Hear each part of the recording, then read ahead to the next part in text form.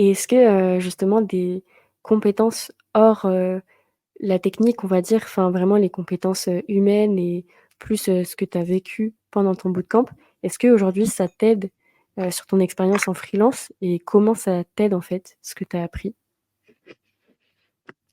Enfin Comment ça fait ça 2 m'aide? questions en une, hein, du coup. Oui. Bonus, mais Comment ça m'aide dans les compétences techniques? Déjà de savoir comment fonctionne la création d'un projet de A à Z pour pouvoir, le présenter en mots, non techniques, à mes clients. Avoir aussi pas mal d'humilité parce qu'on ne sait pas tout faire et je ne sais pas tout faire. Il y a des choses, bah, comme les boutiques de e-commerce qui me sont beaucoup demandées, mais que je ne sais pas encore faire, qui c'est un projet, mais pour la suite et il faut savoir avancer comme ça et connaître ses limites. C'est aussi quelque chose que la formation nous apprend, où on peut pas tout faire non plus en même temps. Je peux pas me former et travailler en même temps sur le projet d'un client. Il faut savoir aussi doser ces choses-là. mais c'est intéressant parce que tu as pas dit: «Je ne sais pas le faire», tu as dit: «Je ne sais pas encore le faire». Donc on voit quand même que tu as une volonté d'apprendre encore tous les jours et que même si le bootcamp a fini, j'imagine que tu continues de te former.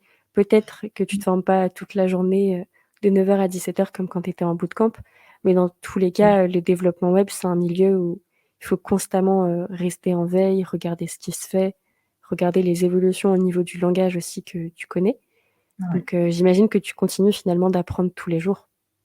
Oui, oui, oui, j'avais oublié de le dire tout à l'heure dans les créneaux que je me réserve, en semaine, mais oui, ça me semblait tellement logique que oui, j'ai une demi-journée, pour moi, pour apprendre. En ce moment, je suis en train de continuer mon apprentissage sur, Next.js.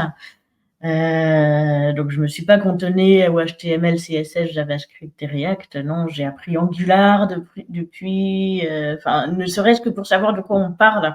Si, bah, il y a un client demain qui me dit: «Ouais, moi je veux me faire un site en telle et telle technologie», savoir si je suis capable de le faire ou pas. Et oui et voir, bah, toutes les avancées parce que React, a aussi avancé et évolué depuis la fin de ma formation. Donc ça aussi, c'est très important pour pouvoir, offrir le meilleur à mes clients, pas un site qui sera, tout pété, demain, parce que c'est pas à jour. Ouais, Mais oui, complètement. l'auto-formation est très importante. Ne serait-ce aussi que cognitivement garder ce rythme, d'apprendre tous les jours parce qu'on perd rapidement. J'avoue qu'après une ou 2 semaines de vacances, recommencer à coder, j'ai l'impression de rouiller des fois.